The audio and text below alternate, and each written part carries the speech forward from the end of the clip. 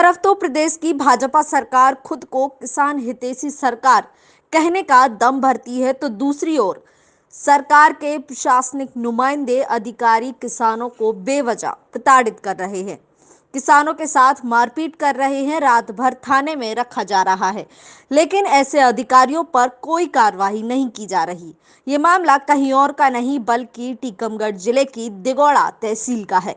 जहां ग्राम बर्मा मांझ में देर रात्रि को स्वयं के खेत पर काम कर रहे किसान निहाल सिंह घोष सहित 5 किसानों को दिगौड़ा नायब तहसीलदार रामेश्वर धाकड़ ने पहले तो डंडों से बुरी तरह मारा और फिर दिगौड़ा थाने ले जाकर बंद करवा दिया। जब इस मामले की सूचना मीडिया को हुई तो मीडिया के पूछने पर नायब तहसीलदार रामेश्वर धाकड़ किसानों को थाने में बंद कराने का कारण तक नहीं बता पाए। नायब तहसीलदार धाकड़ ने यह भी कबूल किया कि उक्त किसान खुद की निजी जमीन पर खेती का कार्य कर रहे थे।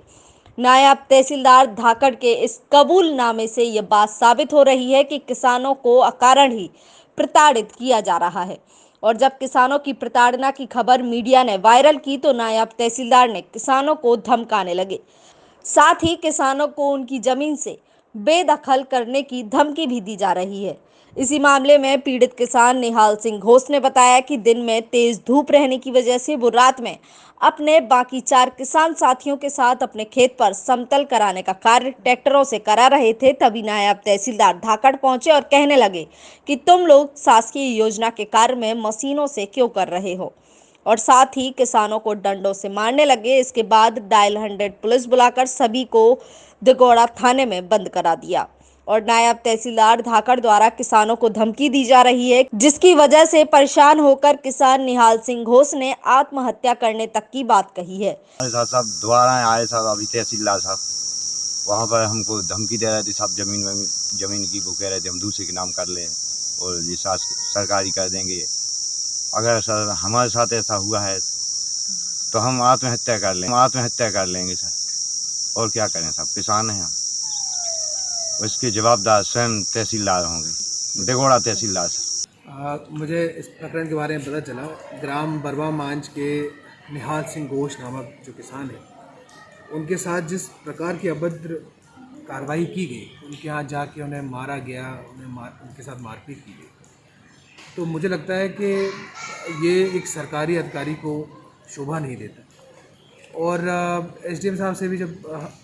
कुछ लोगों की बात हुई, कुछ मीडिया के लोगों की बात हुई, तो उन्होंने भी मुझे बताया कि एसडीएम साहब ने भी ये कहा कि वो अपनी ही निजी भूमि पे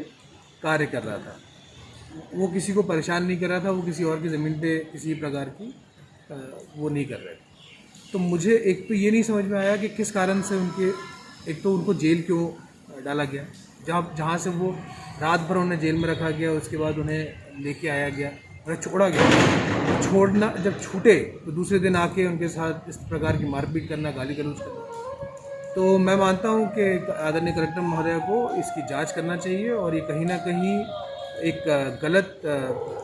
दिशा की तरफ ये चीज़ जा रही है। और आज जब कोरोना जैसे संकट से जो पूरा देश लड़ रहा है और किसान, हम लोग देख रहे हैं कि हर जगह किसान और मजदूर परेशान हो रहा है, और अगर इस तरह के अभद्र व्यवहार उनके घरों में ही उनके साथ किए जाएंगे तो मैं मानता हूँ कि ये बहुत गलत है, उस पर जाँच होना। सबको पता है मंदसौर का केस, क्या आपको पता नहीं है? टीकमगढ़ की जो किसान आंदोलन हम लोगों ने किया था, क्या लोगों को पता नहीं? भाजपा कहती ज़रूर है कि शिवराज सिंह कहते ज़रूर है कि मैं किसान का बच्चा हूँ, भाजपा कहती ज़रूर कि हम किसानों का काम करते हैं, लेकिन कहीं आपको लग रहा है किसानों के भले के लिए काम कर रहे हैं? जो हम लोग ने, कांग्रेस पार्टी ने 15 महीने में जो किसानों के लिए जितनी भी स्कीमें चालू की थी, वो सारी की सारी स्कीमें आपने ख़त्म कर दी। मुझे नहीं लगता, मैं तो मांग कर रहा हूँ कि उन पर कार्रवाई होना चाहिए, पूरी जांच का पड़ताल होनी चाहिए कि कारण क्या है और क्या कारण है कि इनको इस प्रकार से मारा गया निहाल सिंह घोष जी को। और अगर सच में भाजपा सरकार को किसान हितैषी काम करना है तो ऐसी ही चीज़ों से शुरुआत करनी पड़ेगी और जाँच करके इनके ऊपर कार्रवाई होना चाहिए। किसानों के साथ अकारण ही ऐसी वारदात करने वाले अधिकारियों पर सख्त कार्रवाई होनी चाहिए।